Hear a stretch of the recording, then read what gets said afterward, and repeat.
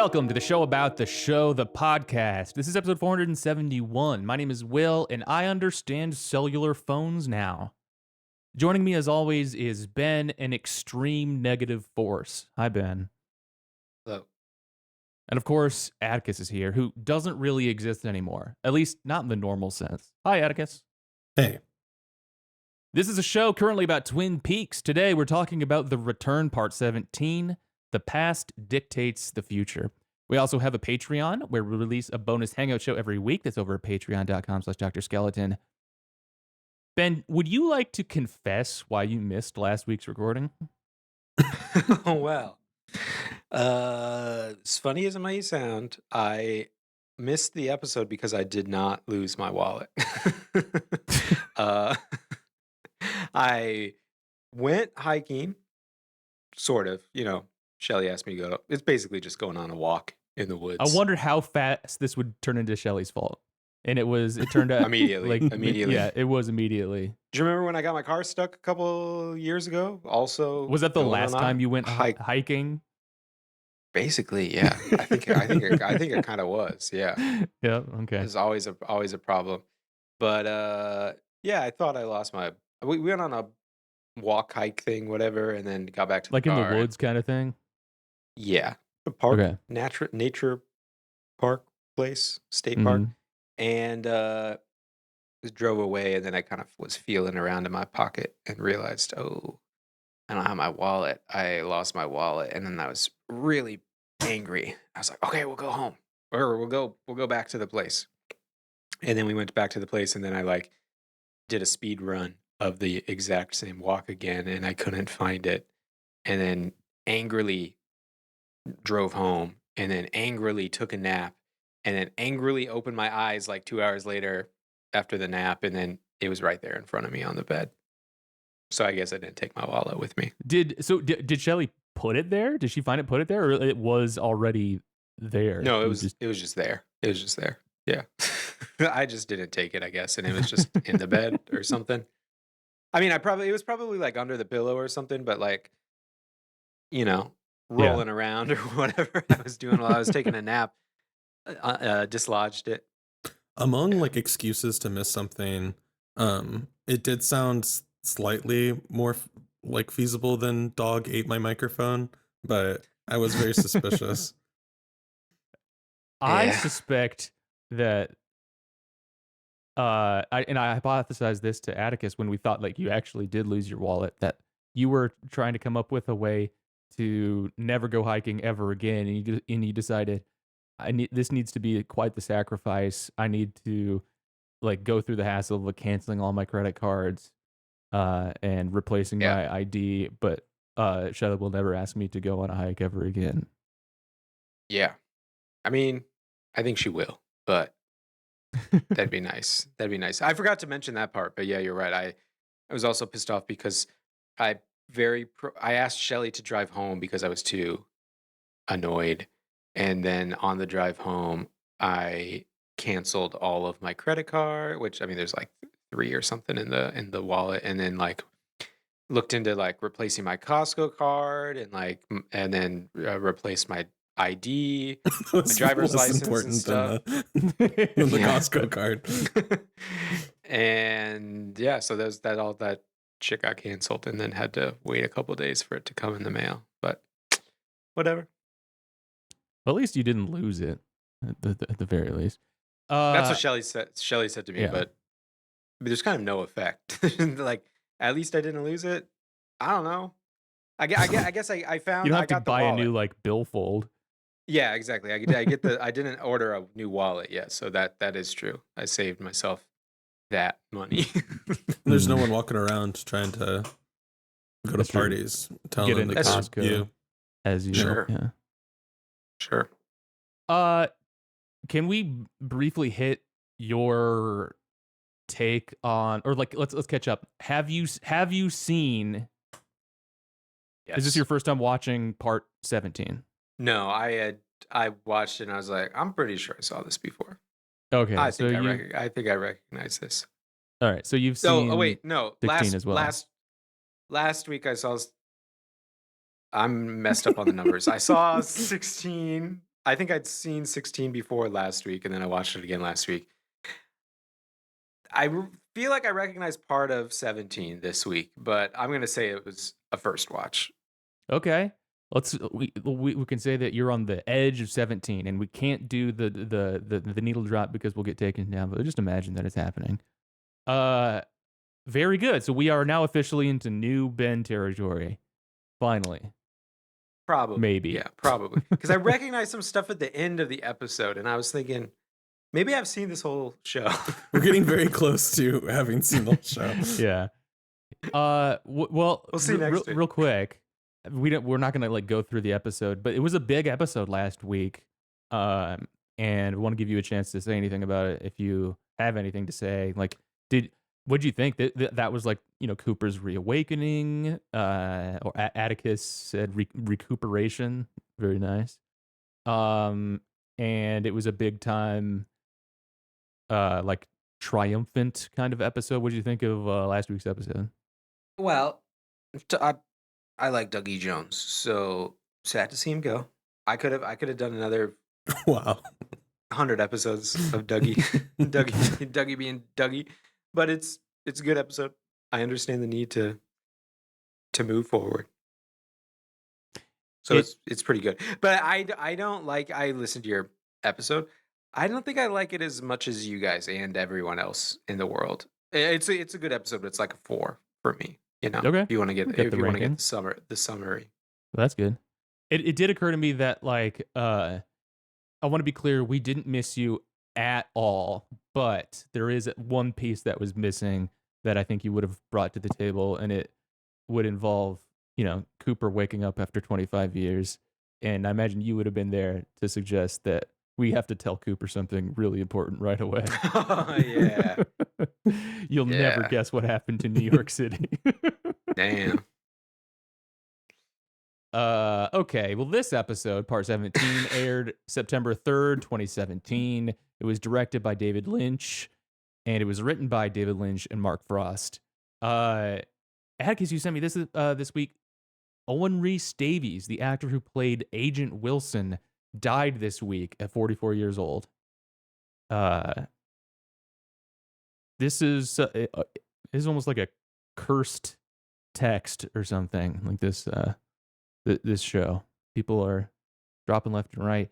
And this episode was dedicated to Jack Nance at the end. Mhm. And last night I watched Lost Highway for the first time, first watch.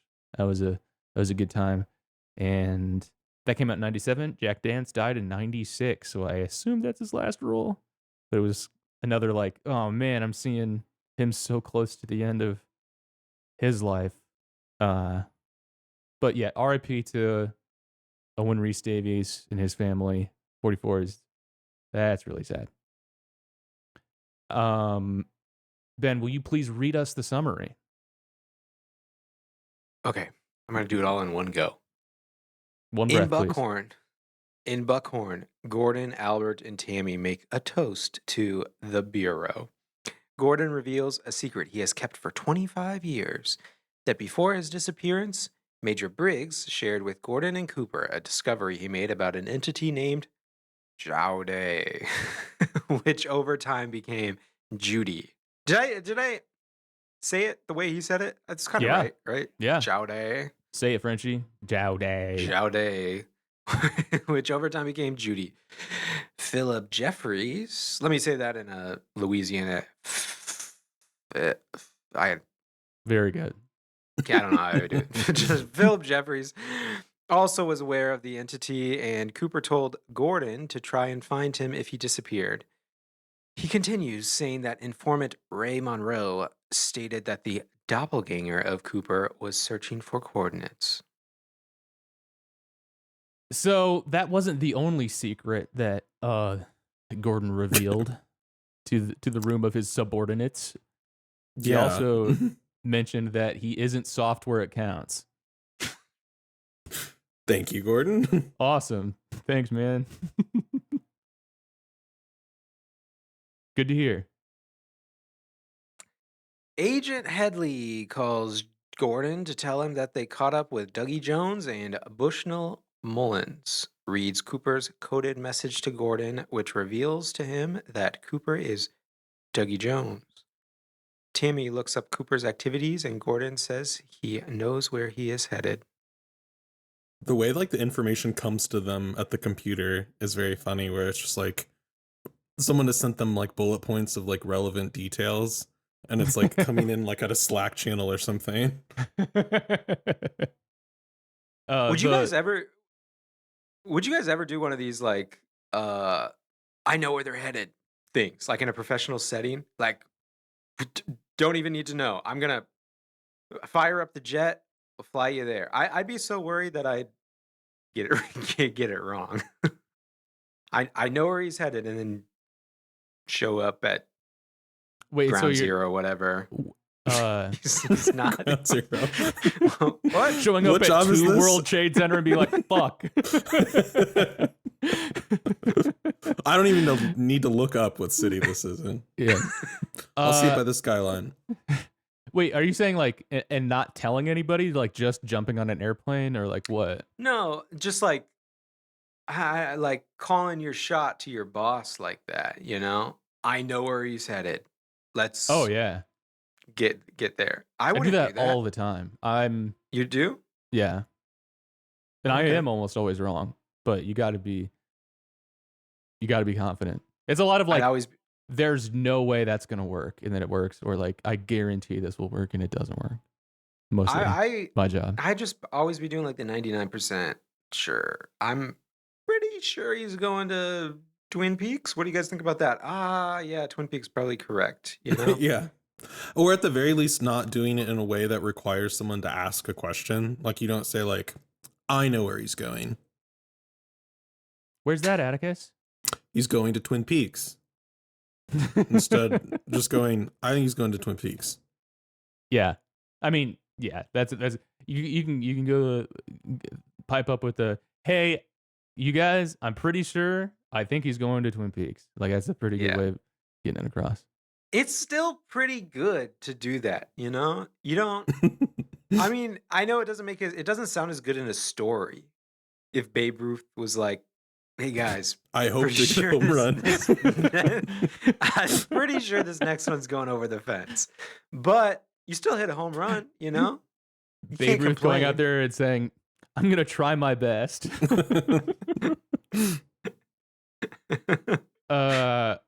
Okay. Well, Agent Headley's shiny suit needs to be discussed before we end this series. We've seen a number of episodes, and I don't want it to go unremarked upon. This guy's shiny. He shined up. He's shined up, glimmering. You could almost say. Have you guys seen those shiny shopping bags? They're called a Hulken bag. No, It's like a big box of a. Okay, someday it's a bag. you'll see it. It's a bag. It's like a shopping bag that costs like $100 or something. It's definitely just like a fashion item thing. I saw one at Costco today though, like a knockoff one. And Shelly and I were looking at it and just saying it's too shiny. It's like the A suit. It's just shopping too shiny. bag. What's it? What does A that shopping- mean? You know, Like I'm thinking of like a plastic bag, like you get your cottage imagine you don't cheese put in. imagine you don't take your car to the grocery store and you live in a city. You got to put your groceries somewhere to take them home. You know, you could carry them in a brown paper bag, but if you want to not have a bunch of extra bags, you bring like a reusable, like a tote, but usually like a rolling. Oh. You know what a rolling one? Oh, a Old rolling, ladies use them a lot. I would say around the world, outside of cities too. We've got like big, like reusable.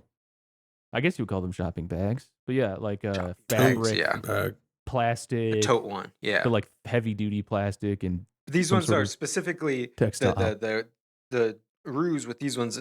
They've got wheels on the bottom, or the old lady ones do too. You know, they got wheels so you can fill it up, and then Sure. with a bunch of crap, and then you just drag it behind you down the street. You know, but it's shiny. It's you'll see it. Look it up sometime. Hulken bag or What was something. it called? They're Hulken.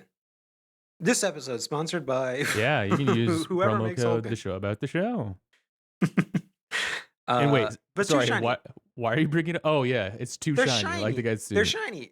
I mean, because it's like a fashion thing. But yeah, why do you? I don't want people to know I just bought groceries. What do you? I don't want people to be thinking There's a about my bag Ben suit. doesn't like. That's really getting me though. My dogs will sometimes bark at a bag that gets like caught in a bush in the wind. That's kind of like what you're doing right now. Ben, would a Yep. less shiny bag hide better that you've gotten groceries? Yes. Because it would 100%. attract less attention, or It would attract less attention. Yeah. If you're carrying a big metallic box bag thing Oh yeah, behind you down the street, this it's looks like yeah. it's inside out. It's There like you it looks go. like it's supposed to be like The reflective material on the yeah, inside. like Yeah. a thermos, like a big thermos. Insulation. this is Yeah. a whole new product category for me though. The rolling shopping bag. Yeah. There you have it, folks.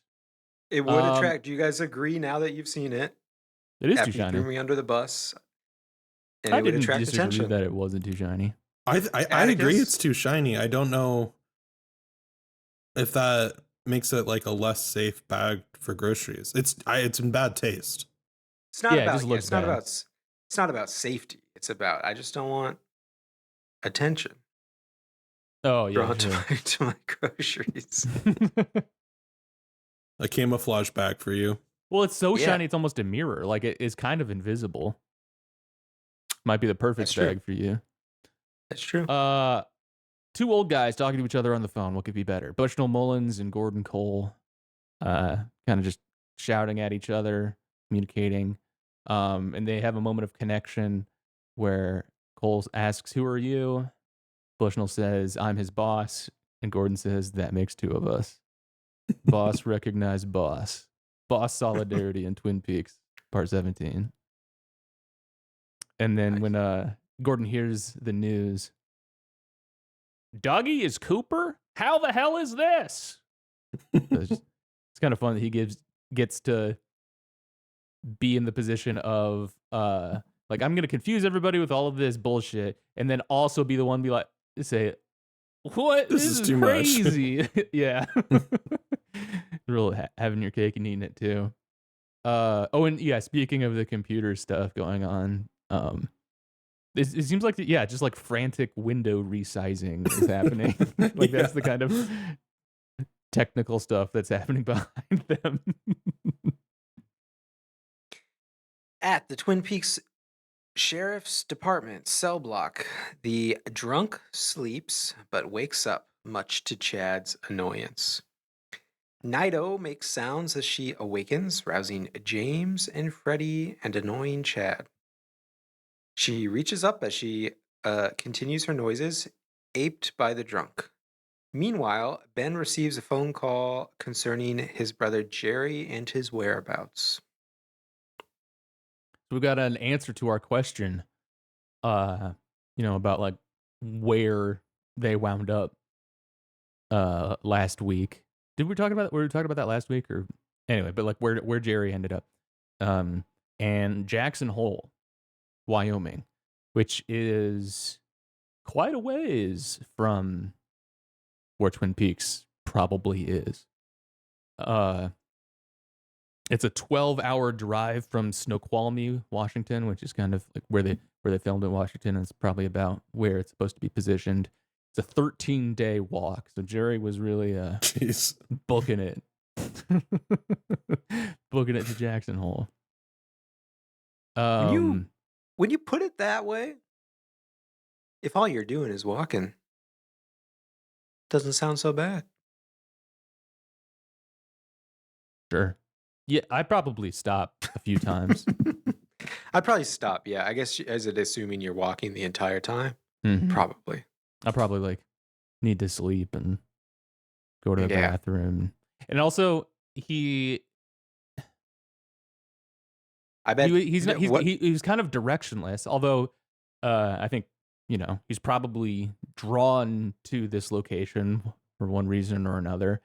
So we can assume a fairly straight path, but if this wasn't like if it wasn't a kind of supernatural thing happening here. If you're just wandering aimlessly, you kind of don't really go in a straight line.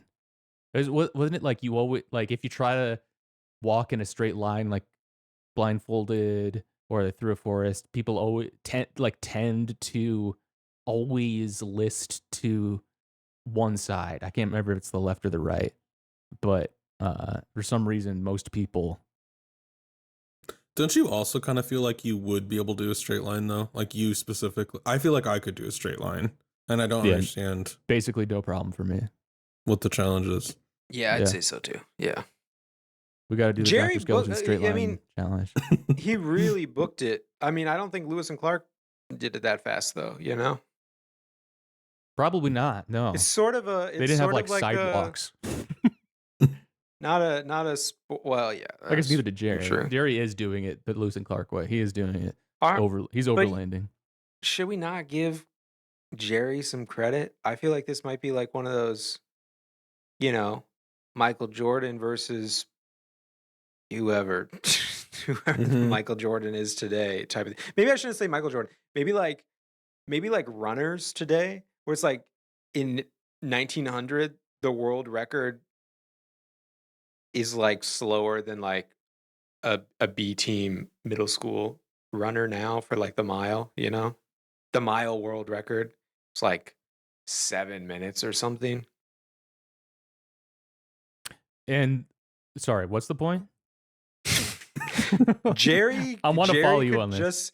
Jerry could just be better than Lewis and Clark. A lot of us could just be better. He could just wander faster. Better than Lewis and Clark. They get a lot of credit because they did it for, whatever. But yeah, the game has changed. I think I could do that. Well, actually, I was going to say with a lot of confidence that I think I could do that journey without blowing my brains out like Lewis, but I'm pretty sure I would not be able to do that journey with. Did he do that? Yeah, he went crazy after he got back and did killed not himself. Know. Wow. And where did he get back to? Where did he get back to? Where did he start? Didn't really talk about that in school. Well, getting back does it or sort of like start in St. Louis sort of thing? It's like the Louisiana Purchase. It was like everything west of the Mississippi, right? Isn't that how that works? Yeah, but St. Louis is already west of the Mississippi. I both live in Missouri and have a history degree in American history, and I'm not going to chime in here. Wait. No, it's the Mississippi. St. Louis is on the Mississippi. On the west side. It spans. It's like it's on the Mississippi. There's like St. Louis, Missouri, and St. Louis, Illinois. East Mississippi. He went to East Mississippi. Okay, where did he start from? He started from East Mississippi. I forget why we were talking about this, but I also think St. Louis. I mean, East St. Louis, not East Mississippi. Whatever. Who cares? William Clark spelled mosquito like 27 different times, or different ways in his journals. That was one of the things I remembered. That I would not have made that mistake either. Big Dog I'd be at least consistent. Like land on a spelling of mosquito. They started in Camp Dubois, Illinois. Where's that? Illinois. How close is it to St. Louis? Not going back that's to a the place. gateway to the west. That's why I'm thinking that they have something. It has something to do with St. Louis. Yeah, I think.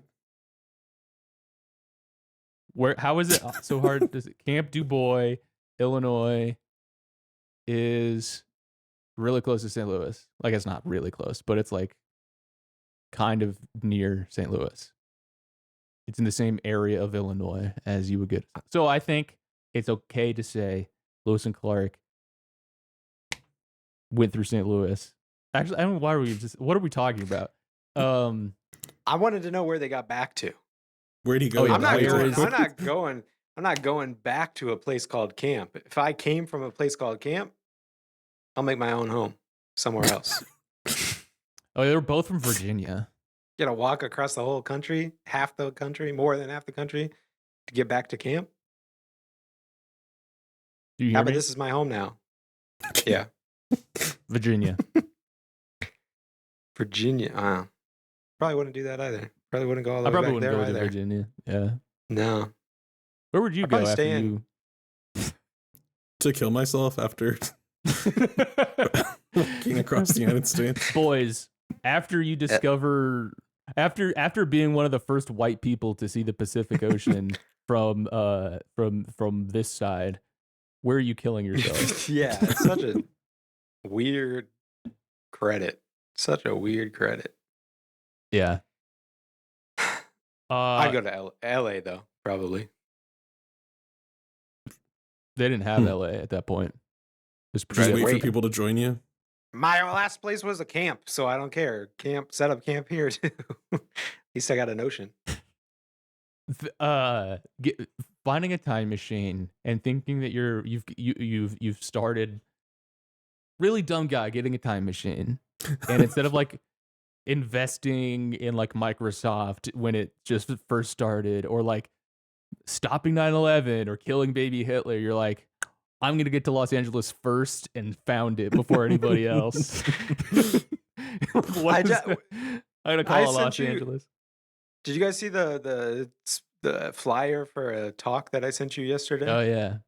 From the food guy that I follow on Blue Sky or whatever, the old guy from LA. I just loved the title. It was like, do you remember what it was? It was like, LA,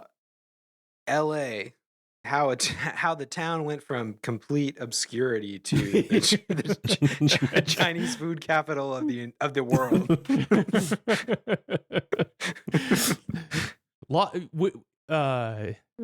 I'm going to say the word Los Angeles, and a lot of you are probably scratching your heads like, what is he talking about?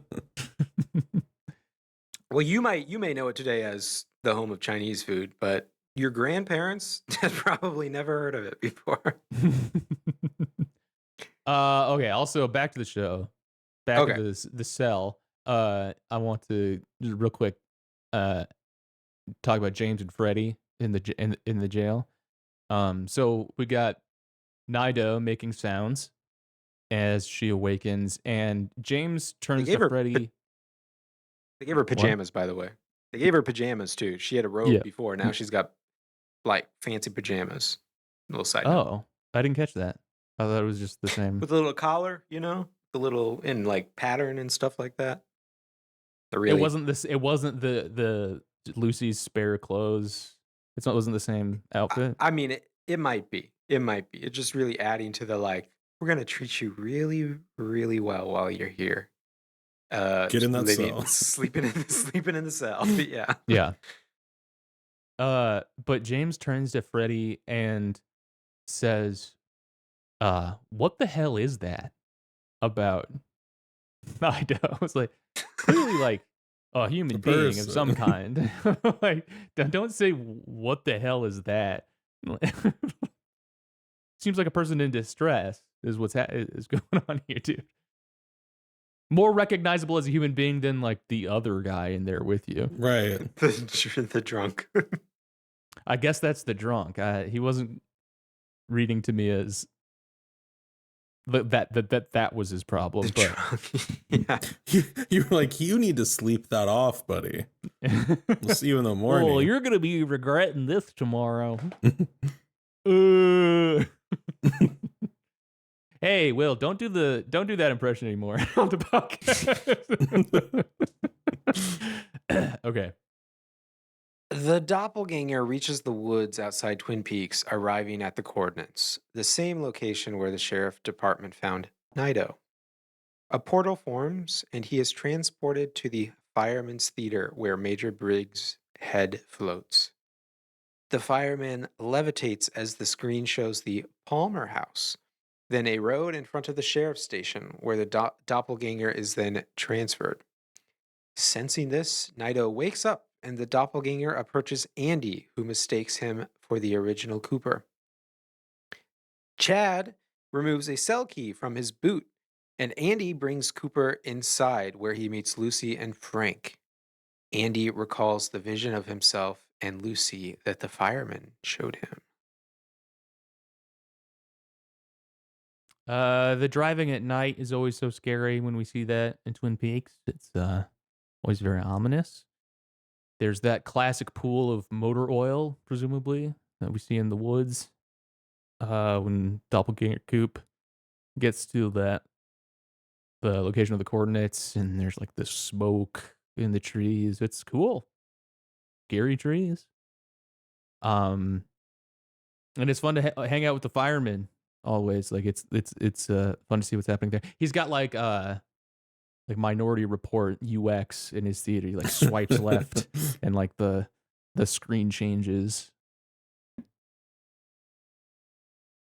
Is this We're where the faces, Doppelganger's in a box and Briggs is in a ball? um Is that, am I mixing it up later? No, I think that's no, the scene. well, it's like Cooper's face is in like a cage or something, right? And Well, Briggs's head yeah, is just a floating box. there. The doppelganger's head is in the doppelganger Cooper head is Was in a it? Okay. I thought it was caged like box. just his face, since it was hard to tell. Okay. I don't. Yeah. No, I think it And was and there's doppelganger like face, the but the maybe the not. golden horns and stuff. We're talking about the same scene? Yes. Yeah. Okay. Um, it's cool that Briggs is still like involved, I guess, from beyond the grave. From the Uh, beyond. yeah, I like Briggs. This episode kind of felt like if last episode was like not in a negative way, but like fan servicey to the things that we were like waiting for. This is like kind of like the flip side of like some more stuff we were looking for, or like the other side of the fandom we're clamoring for, like this type of stuff. Mm, You know, not that we haven't sure. had a lot of this, but obviously it was a heavy episode for Twin Peaksy bullshit. Yeah, like here's a bunch of weird shit. Yeah, Like that's like cool. this specific brand of weird shit. Yeah, Yeah. yeah. I'm kind of What'd rooting you guys for think about? Chad. Oh yeah. What'd you guys think about the Chad boot? Why'd he wait Isn't so it? long? Yeah. Well, he doesn't want the drunk to see him for some reason. So I think he's being watched. I do like that he planned far, far ahead to get arrested in his own county. Yeah, I'm guessing that this was like a backup idea. It wasn't that like this is all part of his big scheme. Just keeps it in. Leo kept a micro cassette in his boot, right? That's what Mm. happened in the first season. Mm-hmm. And I don't know, it's like a folding key. Kind of cool. I was until the next scene happens, I was kind of rooting for Chad to get out of there. We don't really know what he was doing, right? He was just it's kind of ambiguously You kind of know the type of crimes. shit he'd be doing. Yeah. Using a key stashed in his boot, Chad leaves his cell and goes to the armory. The doppelganger goes to Frank's office as Andy gets Hawk. Chad loads a revolver and the drunk peels a bandage off his face. Andy reaches the cell block and Chad aims the revolver at him, taunting him. Freddie punches his cell door open, incapacitating Chad. Lucy then answers the phone at the front desk and is startled upon hearing the caller identify himself. Oh man, the prisoner like tearing at his face like that. Oh, just horrible. Yeah, That's I a had a hard. really Those were gross. Yeah. tough character to watch. That guy.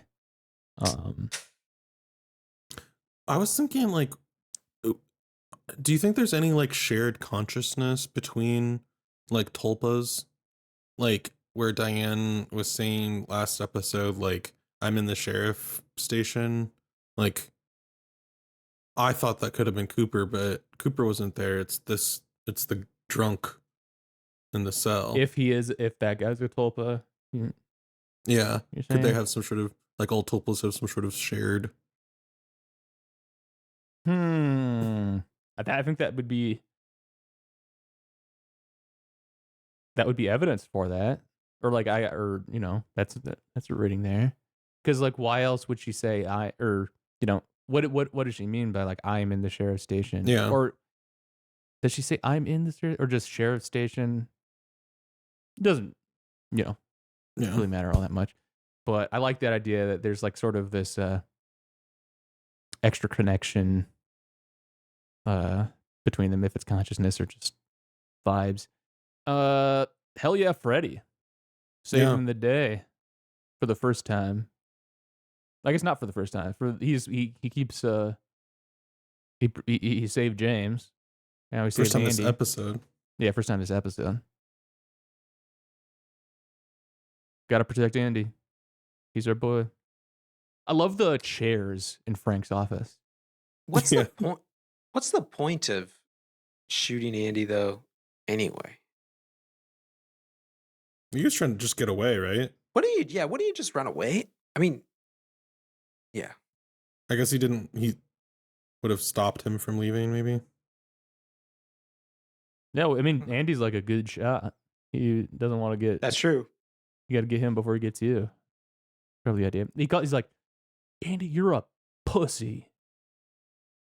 Then boom, just knocked out by Freddie. Don't talk about my mans like that.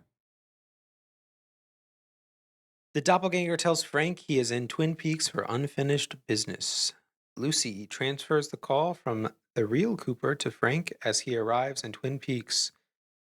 Noticing Frank's stunned silence, the doppelganger draws his gun, as does Frank. But before either can shoot, the doppelganger is shot and apparently killed by Lucy, who remarks that she figured out how cell phones work. Let's go, Lucy. I was thinking like, oh no, this is going to be her not being able to understand like the phones thing is going to lead to like Frank getting killed by the doppelganger or something. But nope, she put it all together and in fact put it together faster and better than somebody who maybe was up to speed on how cell phones operate before the phone rang. It was cool to see Lucy save Frank that way. Like Frank's hack is like blown off or something. It's like a And weird like, boop, pops up it's like like a kind of cartoon cartoony. character. Exactly. I can't blame him because I'd be pretty horrified if this happened to me at work. But I like that Frank for the rest of the episode is just like, I'm just gonna sit at my desk and watch the craziest shit happen from here. Yeah. Yeah. He doesn't stand up again. I don't think. Yeah. I think he pooped himself and it's just kind of He's letting it all waiting for play everyone out. to leave. Yeah. This is all pretty crazy. You guys go ahead. I'll meet up with you later. Cooper advises Frank to stay away from the body as wait, did I skip a thing? No. Cooper advises Frank to stay away from the body as Andy brings Freddie, Nido, and James up to the office. Hawk comes and the room begins to darken as woodsmen go to the doppelganger's body to revive him. Cooper arrives with the Mitchum brothers and runs to the office as the woodsmen finish with the doppelganger, and Bob, contained inside a black orb, is released from his body and attacks Cooper and Freddie, who punches him, sending him through the ground in a blaze. The orb containing Bob attacks again, and Freddie punches it once more, breaking it into pieces. A ton happening here. Yeah, ton of happening. Very intense scene all the way through. It's these freaking woodsmen again doing their Did they fail? creepy CPR.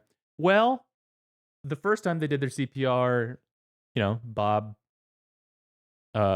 floated out of the stomach, and I think then did he go back in to like animate Cooper? Maybe this time Bob just decided to stayed outside. Yeah, and fight from there. He just spams the same attack though. He does.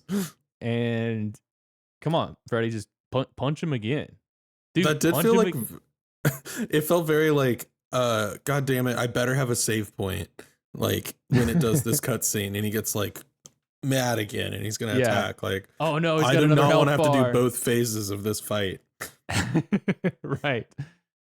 Uh, but shout out to Freddie. Just keeps punching, and then like eventually decides to punch again, and I guess fucking defeats Bob. Yeah. Who knew you could punch Bob to death? That's wild. Yeah. I guess you have to have the special glove, but I kind of love that it's Another, Freddie.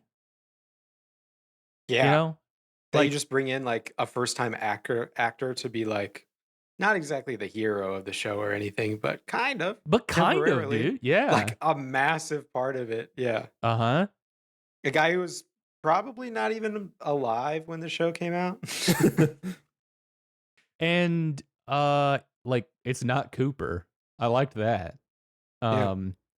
What what does Cooper end up doing in this scene? Nothing, really. No. He think Freddie, it's all watch Freddie. out! Does She the does say, ring make like "You're seal the you deal? must be Freddie."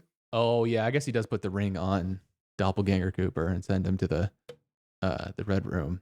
But A yeah, lot of I mean people have done Cooper the was ring never thing so like far. chosen. You know, he was never he like kind of fell into that whole world by happenstance. It what like the giant selected Freddie, or you know, the fireman selected Freddie. Cooper like forced his way in and then like kind of caused this whole like return problem in some ways. Freddie, as far as we know, pure of heart, Yeah. pure of action. Cooper, not exactly. What do we think about this? Uh, The lighting was like really cool and it was like strobing and like weirdly cut and very chaotic scene happening here. gets It dark was outside too. Yeah. it was also pretty weird to like have, you don't see this very often, like there's something supernatural happening and then like Cooper is like initially in the car on his way there and then joins the scene and it's still happening. I feel like I'm used to like the pacing of something being like as soon as Cooper gets there it's like all normal or something. Like Mm-hmm. it's kind of funny to like arrive in the middle of a supernatural event and like Yeah. get to, well, I guess like what would you see on the outside of the sheriff's? Like the room is just like flashing lights. I kind of love that though because he it's not like he got there too late where we could have imagined, oh, if he had gotten there in time it would have gone down differently. Uh or like, oh, he got there early enough and like somehow his presence like made it happen or like altered things. No, it was truly he was like a non Yeah. variable, like a non factor in this whole how this all played out except for like that ring at the end. And I guess Mike did select him eventually, but uh I kind of feel like Mike is more so like a floor manager in the or something. Like the fireman is top dog in the hierarchy, and Mike is maybe just like the one like positive force in the red room or something. Just kind of like the one guy there. I'm not really sure what I think about Mike or how to describe that, but I don't think Mike is like in charge the way the fireman is. Are you? Are you? Do you work here, Mike? Wait, hold on. Do you've been, Are you just you've sort of been like a? pushing this Are you like broom. a? You like a barfly, or you just you work here, or what's the what's What's the your deal? You're always story? here. Yeah. Yeah, the fireman like doesn't know about him. Maybe is that? Cooper places the ring on his doppelganger, who then disappears. The ring reaches the Black Lodge. Cooper receives his hotel room key from Frank, and Gordon arrives. Cooper notices Naito as Bobby arrives. Cooper commenting that Bobby's father was aware of the events taking place. Gordon, Albert, and Tammy enter, followed by Candy, Mandy, and Sandy. I like Bobby here. Yeah, what is going on? Nice. He says something like that, right? Man, once again, I think I said this in a previous episode, but I cannot imagine being like an assistant editor on The Return and putting together the assembly cut for David Lynch to then do his thing on, because I would not I don't think I would have thought to just superimpose Cooper's face at half opacity for 5 random minutes of this scene, and seeing him in Premiere drag up the clip to the next track and send it out. I'd be like, how was I supposed to fucking think of that? You know? No, we're just gonna try this. We're just gonna try it. Oh, duh. Yeah, of course. Why? I didn't like it. But it was kind of like the watermark. Do not distribute this scene. You got the this is property of Agent Dale Cooper. The FBI will track you down. Yes. I like it. It's like a little signifier. You better be paying attention. Something's happening. Hey, check this shit out. Something's happening. Whoa, this is a little funky. You better be paying attention. What do we? I like a reminder to pay attention. Yeah. Why do we think this is happening?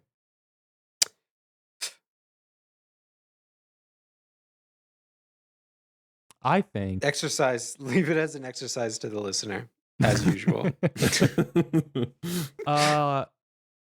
Well, it's supposed to tell you Cooper is thinking. Cooper's thinking. You should also be thinking. Yeah. Yes. So it's not just a still image of Cooper. It's also he does say at some point, we live inside a dream. And he seems to be addressing everybody in the room there. Could be him addressing us. He's looking straight at the camera. It's less that he's looking at what's happening in the show. And we're sleeping. Yeah. Yeah. And we are all outside here, live inside a dream. We also did see Cooper's identity has been a bit fractious and in flux these last couple episodes, and I'm kind of imagining remember the light that floated up from that boy's body that Richard hit. I kind of imagine there's some amount of Cooper's about to ascend in a certain way. His soul is kind of floating around this room after the doppelganger died, and he is preparing to head into the lodge himself here in a minute. He is not fully corporeal, I think, is what I'm trying to get at, and this is kind of not a reminder, but a signal of that, perhaps. What if? Let me. I think you have a good one, but let me throw another dart at the board. What if it's purely practical, and they were like, Mr. David Lynch, the episode, it's 5 minutes too long for the TV slot. Could you just cut down that long stare for a long time? And he's like, no, but maybe I could just play it concurrently. I'll find a scene no one will care about. Just stack them. The parallel streams of information. You're gonna love it. Naito approaches Cooper, and her face reveals the lodge before peeling back and revealing Diane. They kiss, and Diane tells Cooper that she remembers everything. Cooper's superimposed face says, "We live inside a dream." And he says he hopes to see everyone there again. Can you imagine if you were just a Wikipedia reader guy pretending that you've seen Twin Peaks? Oh yeah, I remember the part where Naito approaches, where her face reveals the lodge and peels back, and then Cooper's like, "Hope to see you guys again." Yeah, like trying to hang in a conversation with people who have just watched the episode and like, yeah, googling it between drinks or something, and being like, yeah, I just really loved the part where Cooper superimposed face says we live inside a dream, and then like Naito reveals herself to be Diane, because like that doesn't really. I mean, I guess that like, yeah, that happened, and like I don't know how else you like describe that. I think I kind of, it's not that I checked out during this part, but I think once Cooper's face half faded in, the rest of it like took on a different form, almost the way that like I'm almost like reading it somehow like more floaty than the rest of the episode. I don't know. It's like this stuff like happened less than the rest of the episode for some reason to me. Not that I don't think it, it counts or anything, but I imagine the Wikipedia reader would imagine the face peeling back and revealing Diane, like her full body in the face. Just like like a tiny little, "Hi, I'm Diane!" She's got different hair now. Yeah. It's a good strategy. This is actually reminding me, this is a thing Nassim Taleb has said about his books too. I don't know if you've ever read any of them, but like he gives all of the table of contents is like nonsense, and he gives all the chapters like nonsense titles basically to prevent. I don't read books this way, but I remember taking a class in college like as a freshman, and the professor saying like, "Oh, nobody actually reads the books. Like you're going to have to learn how to just like read the table of contents, read the first chapter, read the last chapter, and then say you read the book." And he kind of writes or structures his books in a way so that like you can't do that. You have to read the whole thing. That's BizHawk mindset. Kind of that's kind of like well, that's kind of like every David Lynch film.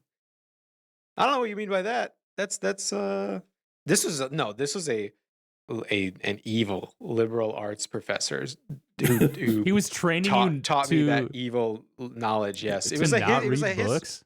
Yes, it was a history professor dude. That was fucked. not. Yeah. He was like, "Oh, that's pretty similar to what you do with shows, though." Well, these are different contexts. I don't know. I'm not like learning stuff. I'm just like catching up so I can like read like the subreddit about Breaking Bad when it's coming out. You're like telling people in a lecture that this is the best way to consume something. Right? Yeah. Exactly. Yeah. Skip most of it. It's also like, I guess. What do you mean you have to teach somebody how to like skip reading a book? Yeah, I think it was like the assumption that everyone is doing that too. I think somebody's like, "Oh, you only give us like 1 day to read the whole book." And he's like, "'Cause you're not supposed to read the whole book. You're supposed to read the first chapter and the last chapter and the table of contents, and you'll get the gist." He's like, "This is what they teach you when you do a PhD." I was like, what the? This guy loves the AI revolution too. Yeah, this is a plant. This is a plant. This was history. This was a history professor. I got. Yeah, this is a false flag professor to try to get liberal arts defunded or something. Yeah. Exactly. I was like, damn. This is Let me why go back everything to needs to be the STEM. Is business. because Let me go back to business school. They never he's taught like, me this kind of and shit. by the way, you all have to use the litter boxes. Like you can't you can't use the bathrooms.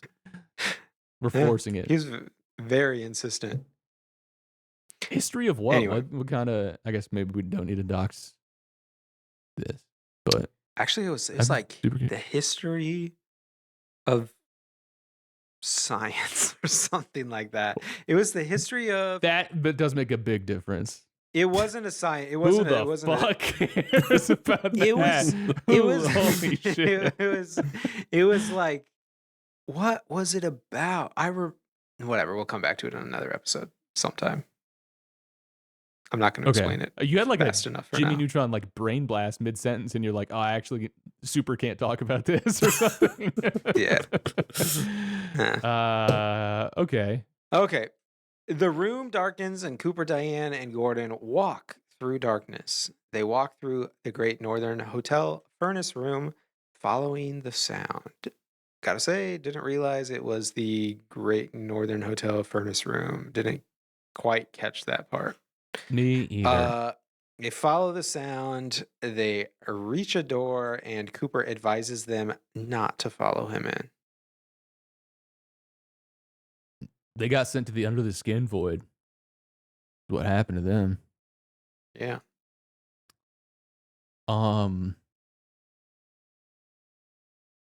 Why take them at all? On the walk. Yeah, exactly. Yeah. That's like, I want to drop you off at the airport in 2026 shit. Why? You can't go inside. You can't go inside. I would just say goodbye here. You need to get a ride then. Well, you can get a ride. Get a ride. I know that it's not meant for me, and I don't want to be making judgments about how people look or anything. I want to respectfully mention that I prefer Diane's other wig. She's looking a little like this year Academy Award winner, whatever her name was. Ronald McDonald lady from Jesse Buckley? No Weapons. What the woman? Aunt Gladys. Yes. What's the actress's name? Yeah, I can't Whatever. remember. Yeah. Another exercise for the reader. Figure that out. Yeah. Ronald McDonald-esque. Yeah. I guess so. I guess it would make less sense for you to be like, yeah, she's Jesse Buckley looking ass. Jesse Buck. Oh, from Hamnet. Yeah. See you at curtain call is what Cooper says. Kind of a cool thing Okay, to say. nerd. Okay, theater nerd. He's kind of drawing attention to that they're play acting a story. Perhaps. I don't know. I don't know about any of this, but I think it's cool to walk down the hallway and we see the woods again, the trees again, half fading in. It's kind of weird to like, or it's weird in a cool way. The there's so much of this show that we see that like you're looking at and you're just like, I'm not gonna really ever get my arms around this. This is just kind of crazy, I guess.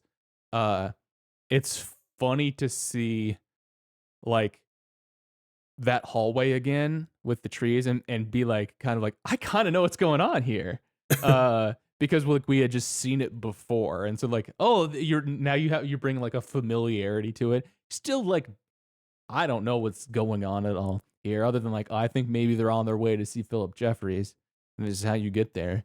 But, it's just funny to be presented with this like really abstract, interesting image and be like, yep, gotcha.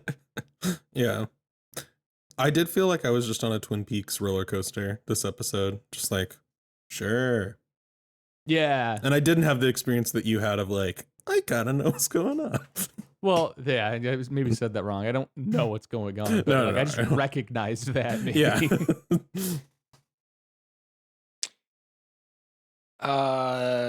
He enters the door and meets Mike, who recites the "Fire Walk with Me" chant before being transported to the convenience store.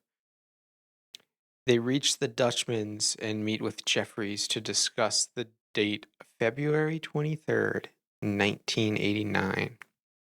He gives him instructions to find Judy, and out of the steam, an owl cave symbol turns into 2 diamonds and then an 8. Cooper is transported out. That sort of like reconfiguring of the symbol, turning it into an 8, it felt like a scene from Between the Lions. You guys ever watch Between the Lions? Yeah. Yes. That was a good show. Yeah. I was a little bit too old for it, but Saw that at the babysitter's that's house cool. a couple times. Nice. It's called the convenience store. I mean, I guess, does it say convenience store on the outside? Yeah. Is that what it says? Okay. It's weird. I guess it's just the gas station to me. Convenience store seems weird. Because, I mean, But- are you trying to slip this into... Yeah, you're trying to say, No, I'm not. shouldn't it be a bodega? It's the bodega. No. Yeah. It's the gas station. It's just, actually, convenience store does seem weird to say. Like, I think it's that kind seems of like too- it's supposed to it be seems like textually too- ironic. yeah. Well, yeah, but I mean, How convenience store it's seems so like remote. it seems too, new of a word, and for want of a better word, like cosmopolitan of a word for, a convenience store. It seems like you wouldn't call a convenience store. I mean, very literal about this. It seems like you wouldn't call a convenience store in the American Southwest a convenience store. You call like a gas station, or that kind of store would be a gas station. Yeah, probably. They're probably all connected. Oh, this could just be like an earlier in the 20th century, before like we sort of were paying attention to stuff. Maybe gas stations didn't always have the inside part. Like it's just a filling station, and the convenience stores were added on to it later. Sure. And so I'm thinking of Trump talking about how he hadn't heard the word groceries in like 20 years or something. Did you guys hear groceries? You guys hear about groceries? You guys see this new bag? He had this whole thing about a shiny bag I saw. I'm like, this guy's making less sense than ever. I think it's okay to announce our next series will be Between the Lions. We're going to do every episode of Between the Lions. We're going to learn a lot about the alphabet. Excited for the first episode on A. Ranking the letters. 5-star. It's not going to be alphabetical. We're going to put the letters in order of which we like them the most. The night of her death, Laura leaves her home with James as Leland watches. Cooper is transported nearby Laura and James, and when he is spotted by her, she screams. I'm going to read the next part too. After James starts to take her home, she jumps off the bike, and after telling James she loves him, she runs off into the woods as James rides off. Leo, Ronette, and Jacques wait for Laura, but she encounters Cooper, recognizing him from a dream. He reaches out to her, and she goes to him.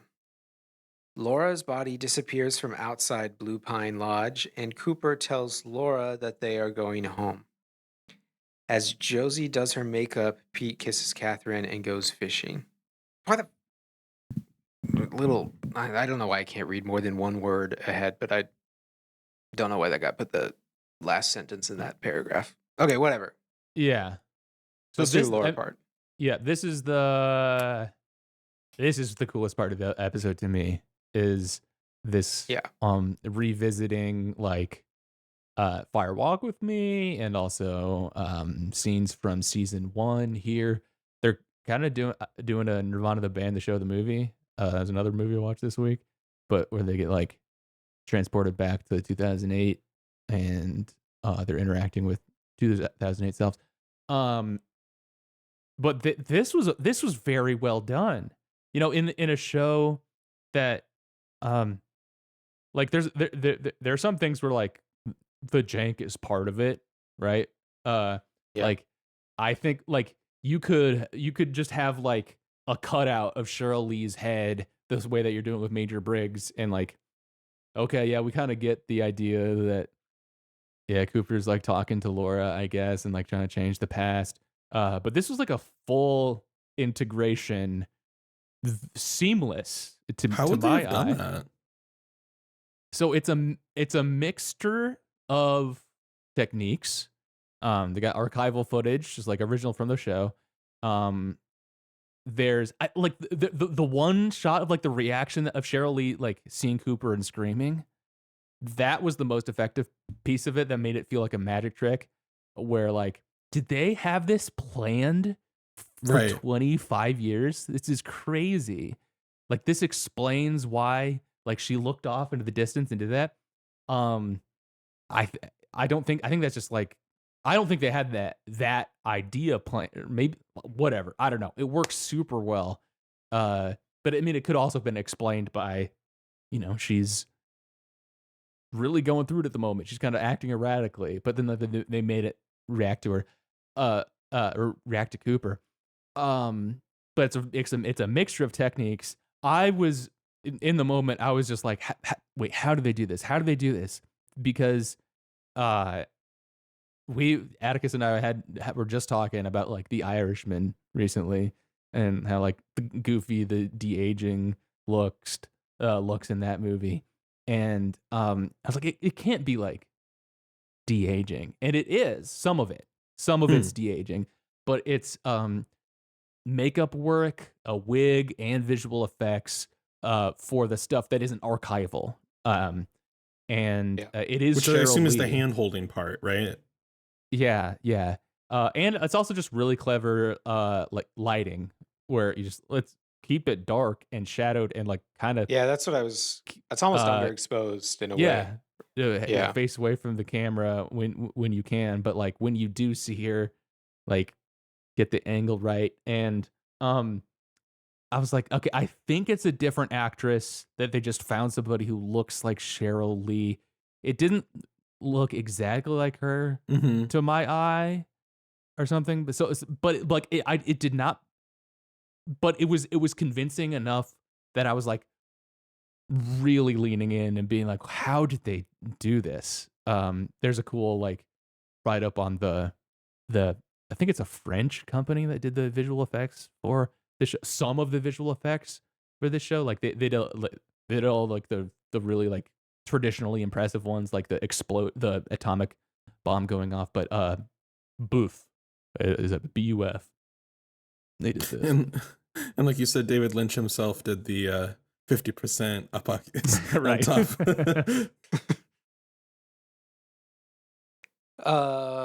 Anything more to say? I mean, I agree. This is the best part of the episode.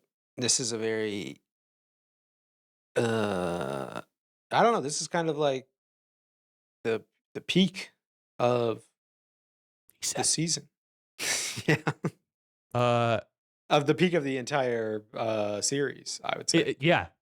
Here's the point or the climax or like you know something. See, it's all coming to a head here. This is the point. It's great to see Cheryl Lee again and remembering just how amazing she is in Fire Walk with Me. Uh, I don't know. Yeah, this was all crazy. What do you think of this part, Atticus? I liked it. I was very impressed with the it was the effect and like thinking the same thing about like I don't have a good enough memory to be like, would I have seen this scene, or would this be from the show, or Fire Walk with Me, or um the cut one. But I Oh, was like missing imagining pieces. some sort of stitched together version of it all, and I thought it was very cool. Yeah, I wondered how much. I wonder how much missing pieces is in this too. Like, was there further scenes that were shot for Firewalk with Me that didn't make the missing pieces either that were that finally showed up in this episode? That would be cool. Um, and then also, okay, so let's revisit. After Josie does her makeup, Pete kisses Catherine and goes fishing. Um, So we see Josie for the first time this season in the yeah, return, I believe. yeah. Interesting. And then we're back to the beginning. We're back to the beginning, the very beginning of that pilot. And, it's for some reason not mentioned in this summary, but I'll insert here.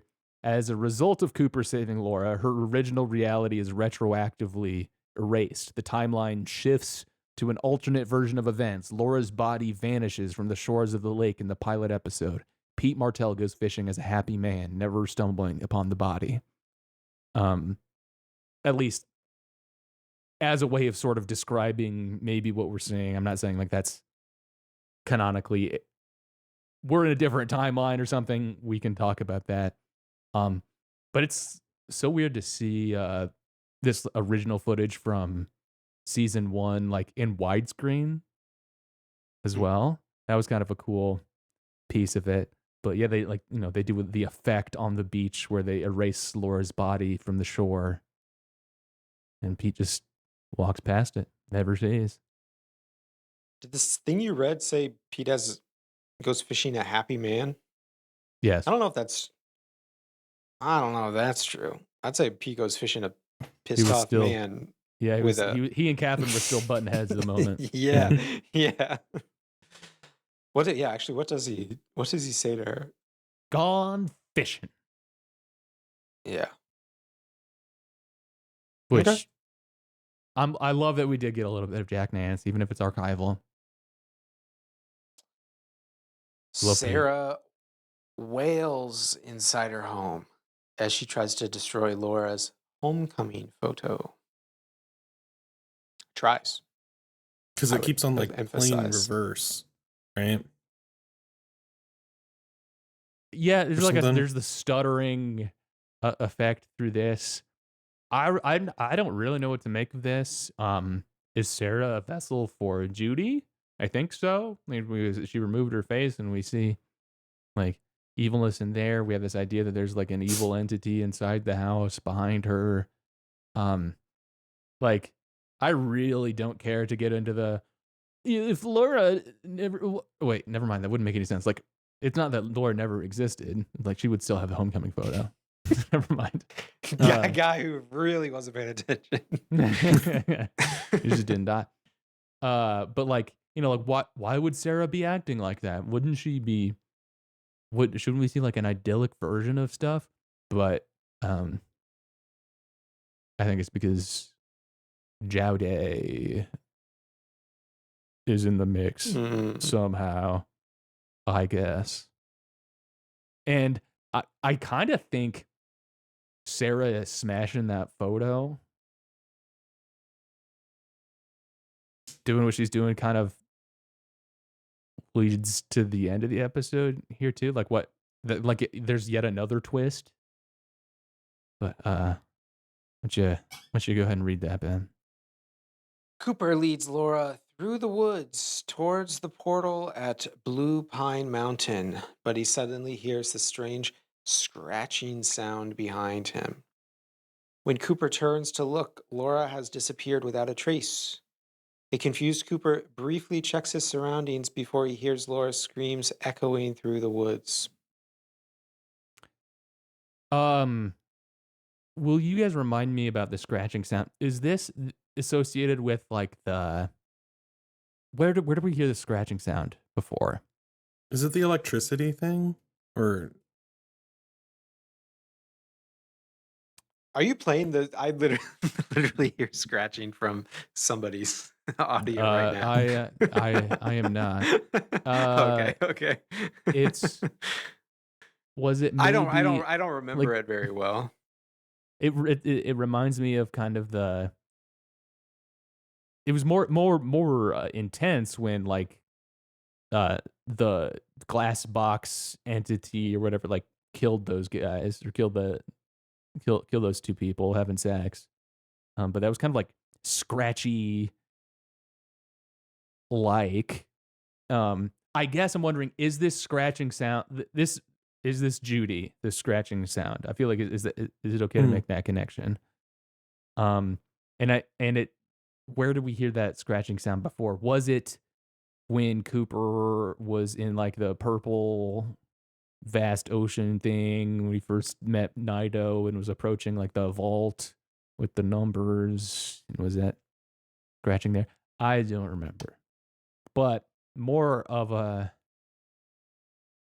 guess a different point I have here. We have a very Orpheus and Eurydice situation happening here with Cooper and Laura. He's leading her out of the woods, literally and figuratively here. But then he looks back and she's gone. And I can't help but think that that's important, that Cooper fucks this up by looking back in a way. Maybe it's Mm. not just Judy stopping it, but like maybe maybe that's just a metaphor generally for like the folly of being stuck in the past, or like to look to look back at all, or like into the navel gazingness of this is gonna be its downfall, like the sins of nostalgia or whatever you want to say about that. Um, I don't know exactly what to make of it, but that's a very clear parallel to me is the Orpheus and Cooper stuff happening Mm. here. Let me quote my dear friend Dale Cooper in saying, "The past, in fact, dictates the future." And I want to quote, I guess I can't remember who says it, but uh lost heads rise up. What happened happened, you know? Hmm. We get some time travel happening in Lost, but it's like the events are fixed. Um and I can't tell if things have changed or not here. Like with Laura's disappearance, does she still die? I mean, like we still see like Leo and uh Jacques waiting to receive her, but maybe she still does end up going to them and things just play out the same. But like why does Pete not see the body? Maybe this Mm-hmm. was what always happened. Mm. Maybe it's us who have Besides the body transported disappearing. timelines rather than the events of the show. Hmm. Well, to soundtrack that spinning feeling, Julie Cruz performs "The World Spins." The Cruise looking like Maria Bamford, in my opinion. Kind of always. This Kind is of like always. her. I mean, as in she always looked that way, right? Yeah, but I think especially late Julie Cruz. Okay. It has passed, but yeah, I mean, yeah, Oh, Julie Cruz that was passed her. away. 2022. Dang.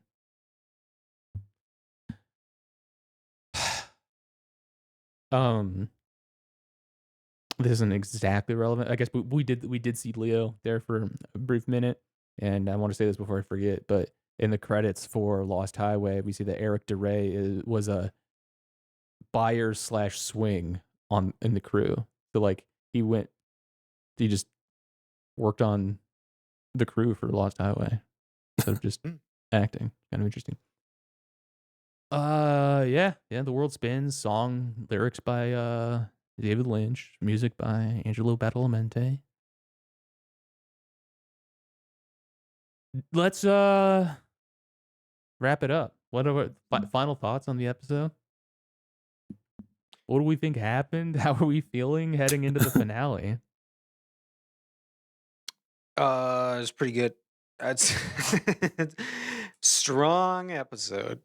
It feels like the peak of the series, but perhaps we will get a titular twin peak in the final Awesome. episode. Just looking forward to that. The world's best podcast. Right Also, here. just looking forward to seeing. Have I seen that episode before? Yeah. Because the last part, the woods, the Laura stuff in the woods is the part where it's like, I think I've seen. I'm pretty sure I've seen this before, and not from the archival footage. Like I remember. You have seen that before. Yeah, but I was like, I remember the looking back part. Yeah. I liked it. I think it makes me nervous for next episode for some reason, you know? Yeah, I mean, I was real nervous at the end of last episode. Mm-hmm.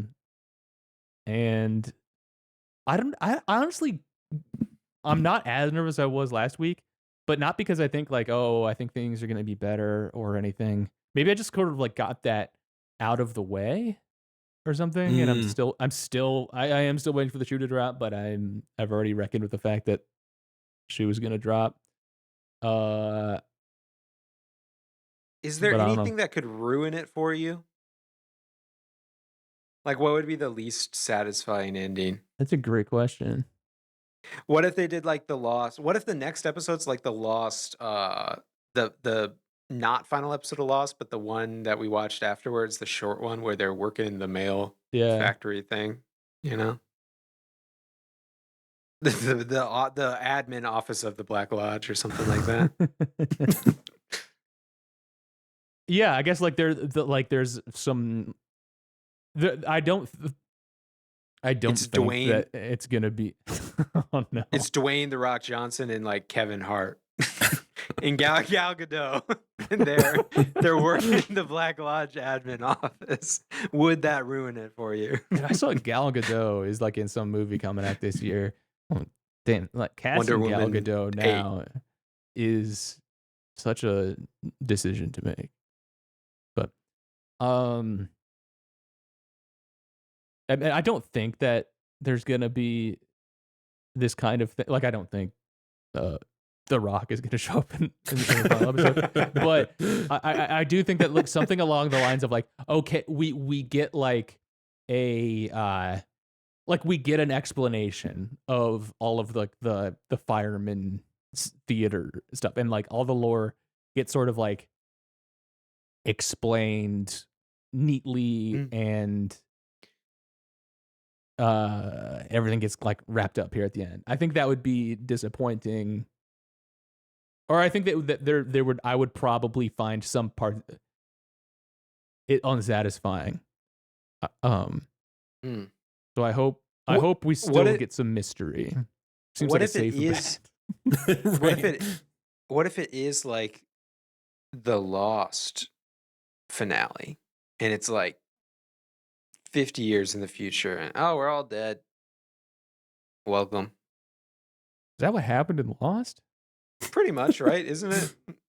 It's like sometime in the future, and it's like, welcome to the when they're all there at church. the church. The church. And eventually after the other.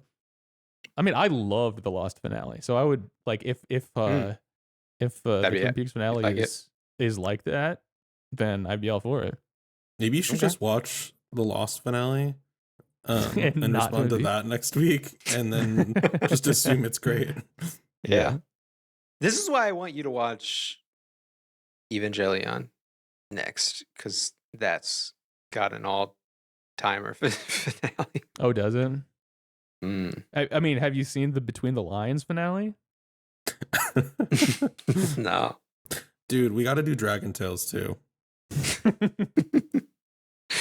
they're doing a live action reboot. You see that? Like, is it gritty? They're doing a gritty Dragon Tales. Gritty. The two-headed dragon is super fucked up. More like a dragon centipede evil scientist. It looks like situation. the dragon's in pain. Yeah. It's really scary.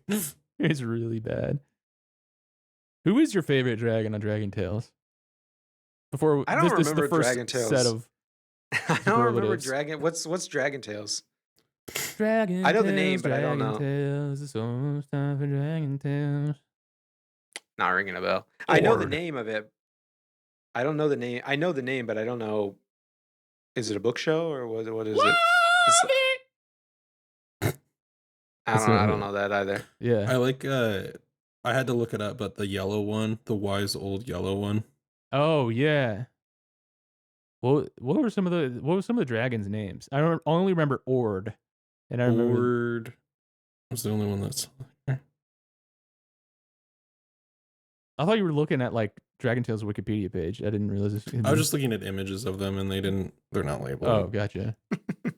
I'm closing it before. Well, I suppose we don't have to rank the Dragon Tales characters here at the end of this episode.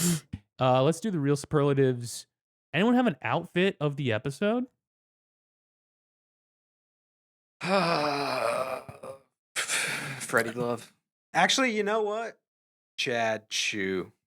Oh, Chad nice. Chu. Yeah. That's a great call. Cool. Yeah. Just a regular guy, but then he check it out. Guess what? Special shoe. Nice. Showing up to the Met Gala, they're like, "Oh, what the fuck?" Chad showed up in his regular clothes, and then he busts out the heel. Hell yeah! Oh, wow. Top His of the shit list. swings open. I want to shout out Tammy's shirt. I know we saw it last episode or probably the episode before that, but I think I only kind of paid attention to it this episode, or at least noticed. It's cool. It's a nice shirt. And now I'm the one getting in trouble instead of Gordon Cole for saying I'm not software accounts, but like I just said she had a nice shirt.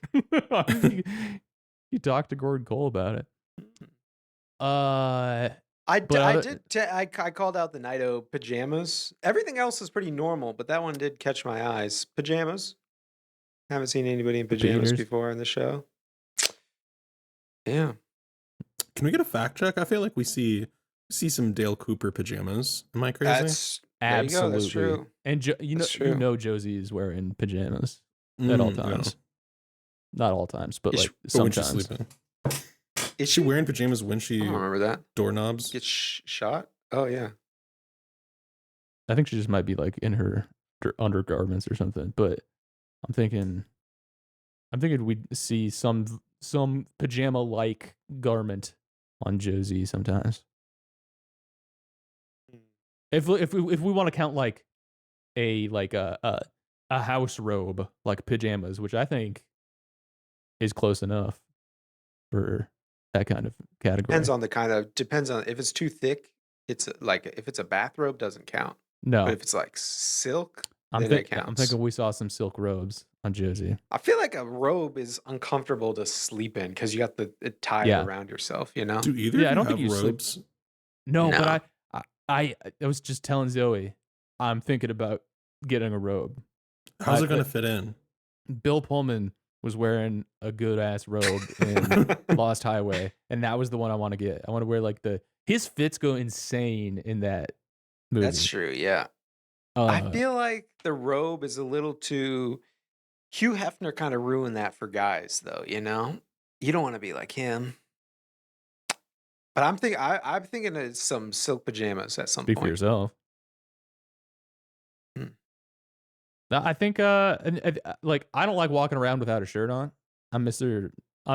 Wears his shirt. Mhm. But Yeah. I could maybe not wear a shirt, but I could wear a robe over it. Like if like Wait, are you saying just robe instead of shirt? robe instead of shirt. Yeah. And like my underpants. If I had to And guess, that's this is a podcast entirely of people that are fans of shirts. a shirt heavy podcast. Yeah. If the clearest vibes of all time, like, yeah, these guys are not comfortable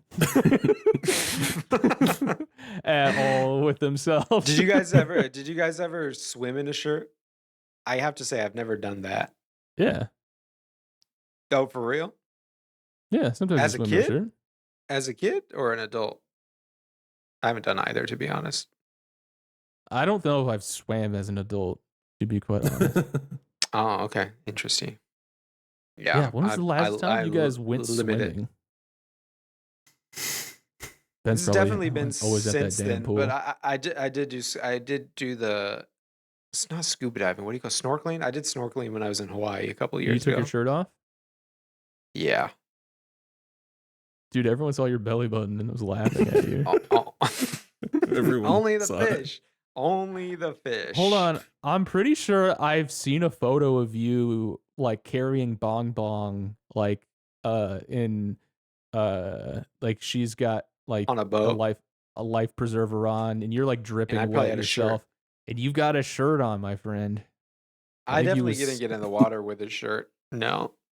I wouldn't Why be were you all wet in a wet, shirt. dude? I wouldn't be Someone wet in hosed a you shirt. down? Oh yeah, wear No. the shirt for getting hosed. I didn't. No, I wouldn't. Or have done that. maybe my brain is just filling in a shirt on you, or like I can't. I probably I wasn't can't- wet though. I was probably dry completely.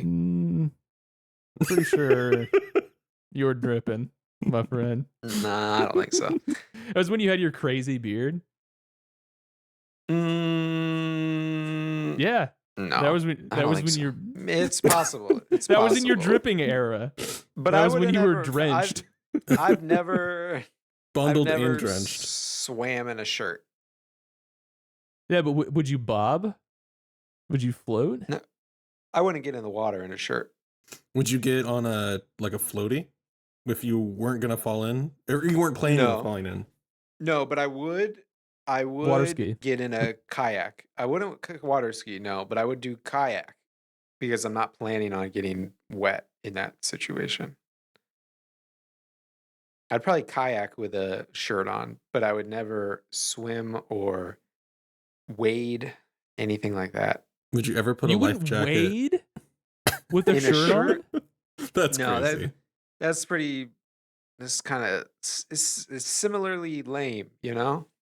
Really? So Because it's your wading is like a swim, wade in a pool, like I'll stand around in a pool, or like swim, same thing. what if you're on the riverbank Yeah, And I'm you're thinking wearing natural bodies jeans. of water. and you're wearing jeans and you roll up your jeans and you're just gonna like stand in the water? Shirt coming No, off Shirt's for that? coming off. No, no, That's wading. Ben steps in a That's puddle. different. But as soon as it gets up to your, He turns into Magic Pants. Mike. if you have like swim trunks on and it's up to the pants, the bottom Oh. hem, then you're swimming. You're basically swimming. You can't be wearing a shirt anymore then, If you're wading around in a pool No, at like waist level, especially if it's getting You're up to changing the it back to the shirt. pool. Yeah, I'm But thinking in the river or something too. Uh, No, you gotta. No. I'm thinking you're putting the dock in at the lake. You're keeping your shirt on. If I was working, maybe. Yeah. If I was really working, like a worker, What if because you you're- don't want to get sunburn, What do you call it when you're like catching catfish with your bare hands? It's got some fucked up name. Like jigging or something. Don't know about that. This would be my nightmare. If anyone wants to torture me, it would be to make me like go into like muddy water where I can't see anything and stick my hand into holes and I'd hope to find a catfish with like its razor Ugh. fins. Yeah, that's pretty gross. Yeah. Ben, if you needed to cross a body of water and there were like 16 alligators that you're James going to run Bond style. across, are you Yeah. taking the shirt off for that? No. I'm Heavy not even- chance that you're going to fall in the water. I'd do a James Bond style. I'd probably keep the whole suit on, Actually, no, I'd probably take off the suit jacket and carry it with me. roll up the Over the sleeves, shoulder. carry Yeah. the suit jacket. Yeah. Over the back or in front You're of you? Jeevesing it. In front of me, probably. Not tied around your waist. Yeah, I would sort of like stuff No. it down the front of my pants. What I feel like the maddest I've ever been at Ben for some reason was at the end of our podcast about the Fellowship of the Ring, and we talked about the how big the river might have been. And I thought that's where you're heading with this. What river? In the Fellowship of the And Ring? you don't even remember that? This was like one of the Don't most even traumatic remember. moments of my life. No. I'm gonna have to go back and listen to it. So There's a lot of, I feel like there are a lot of arguments that we've had that are like that. I was so mad at you. Don't remember. No. Okay. So I guess swim trunks are not the outfit of the episode, but our star of the episode. I'm gonna shout out Cheryl Lee because Same. that was just Yeah. really cool. I was thinking the same. Also, French company Berg or whatever they're Burger. called. What are they called? Buff. Buff. BUF. I don't know if that's. it's an beef. acronym or Oh, okay. Yeah. Isn't Boof? BOEUF would That's be. beef. That is beef in French, though, isn't it? Yeah. Mhm. Yeah. My French name in high school was Monsieur Buff. Oh, I forgot about having to come up with those names. Yeah. That's All a 4 little. years. I was Mr. Beef. That's a little questionable. I feel like these days. That was also questionable back then. Let a bunch of white guys in Iowa pick. What's I'm your Pedro. Spanish? What's Yeah. your? Yeah, exactly. Mine was. I forget what was mine. I think it was like Pepe or something like that. Not the. I think it's not the- cool. Not the other kinds since then. Before then. Maybe maybe I'm just not woke enough, but I think it's fine to pick a fun name for your like Maybe, I like don't you it's the idea is to like familiarize yourself with like that Sure. like language's names Sure. ostensibly, right? So it's like, oh, you can't call him Jacques. That's Jake. Whatever. I gotta say, I am pretty lucky. Almost everybody gets mine when I go places. A single syllable name works pretty Ben's well. pretty easy. Yeah. Ben's a lot of Bens or similar things to Ben in a lot of languages. Atticus, you have to kind of come up with like new names just stateside. When Yeah. everyone's speaking the same language. I've been Mitch recently. Yeah? Mitch. Yeah. Wait, do you fake? That's a fake name that you use, or that's people misinterpret Atticus and they're like, oh, Mitch. Fake name I give. Oh, okay. Interesting. Nice.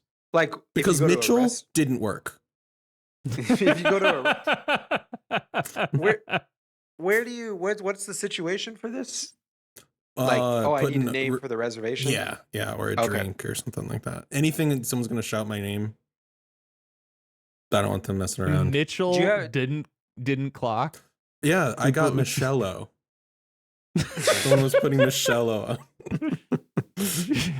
Come on. Right. I gave you the easy one. What would have you done with Atticus? Do you ever worry when I feel like I'd worry about putting in a fake name. I mean, I know people do it, but like in my mind, I'd be worried about like, what if the time comes when I have to reveal my real name? You know, they're like, okay, can I see an ID? Or you pay at the end of the dinner, and they're like, They I thought you said your ID name you at was Panera Mitch. for the sandwich. whose credit card is this? You know? You actually have to go to jail now. You Yeah, I've thought about it, but it's I've never been caught, and I don't think it would be a problem. I do kind of. We go to the drive-through pharmacy sometimes to pick up stuff for Shelly, and I'll be in the driver's seat, which is Nice. on Not the medicated. drive-through Nice, side. dude. You're Yeah. you're off Not pills. me, yeah. Yeah. Not for me. Not for me. Hell yeah, And- brother. And they say birthday, and then I do because I Yes, know what's going to please. happen, and I do a little look over at. I know her birthday, and I do a little look over at her so that they see me looking Watch over. Oh, there's this. another person in the car, and then they say, "What's the name?" And I say, Wang, Wang, and then I know they're thinking, if they didn't see the thing before, they think this guy's stealing somebody's. This guy doesn't look like a Wong to me. He's stealing somebody's meds. First name Shelly, and then they're like, "Oh, I'm about to call the Ben, police on you're this guy." actually fully allowed to pick up meds for someone who isn't you. Did I you know know that? you are. I know you are. I But it's still. I just admire the I'm sensitivity worried. I that still you worry. like. You have been. Shelly's been telling me that you have been making yourself more like. You've been dressing up, altering your appearance such that you would be more immediately recognizable as a Wong. I think that is very admirable of you. Yeah. Very sensitive of you. So, and then if anybody challenges me, I can say it's so at CVS. They don't Mhm. feel, they're not worried that I'm stealing somebody's stuff. What are you rating this episode, gang? It's a 5. It's a light 5. You said this is the peak. This is the peak But gets it's a light still 5. a light. That was a peak, but the whole episode gets a light 5. This isn't tracking Atticus? for me. 4.5 Do stars. you care to justify your rating? No. Okay. I'm gonna give mine a 4. This is a 4 for me. This was I really liked the Laura stuff. Seeing her again, that was really cool. But I don't know. I've been more thrilled watching Twin Peaks. Yeah. There's just been some real high watermarks in this series. All right, I'm going to read a review from somebody on IMDb who says, "Too little, too late. The summary tells what's wrong with season 3. Cooper arrives at Twin Peaks, which means that only the last 2 episodes were Twin Peaks. I really don't know what the 16 other episodes were about. All I remember is Dougie. Also some creepy horror scenes, which were kind of good, but most of this series is senseless and shock value violent." That's such a wild read. Shock value. There you go. All I remember is Dougie. Dougie makes an impression, though. That is true. I love when people make up rules too. Like, it's not Twin Peaks if it isn't in Twin Peaks. Like, no one. What? And sorry, a lot of it was in Twin Peaks. Not to, I don't want to argue with you on these grounds. That's how you lose, but like you're wrong on that too. If it's not in a single town, you got to pick a different name. It should just be called the FBI or something. Jackson like that. Hole. Yeah. This For you to cobble together all the time in Twin Peaks over the entire 3rd season, we're probably only like episode 7.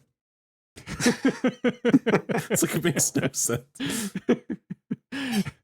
That's the perfect like TV message board mindset to have, though. Yeah, is to have some insanely specific criteria and ride or die on it. Folks, thank you for listening to our little program here today. You can email us. This is the email address I'm about to read to you. It's drskeletonsartschool@gmail.com. That's drskeletonsartschool@gmail.com. You can support us on Patreon at patreon.com/drskeleton. That's Dr. Skeleton. Next week, we are going to watch the final episode of Twin Peaks. There won't be any more Twin Peaks that we won't have seen after next week's episode. It'll be the finale of Twin Peaks. Part 18 of Twin Peaks: The Return. Ben, hit him with the catchphrase. In memory of Jack Nance. Oh. Yeah.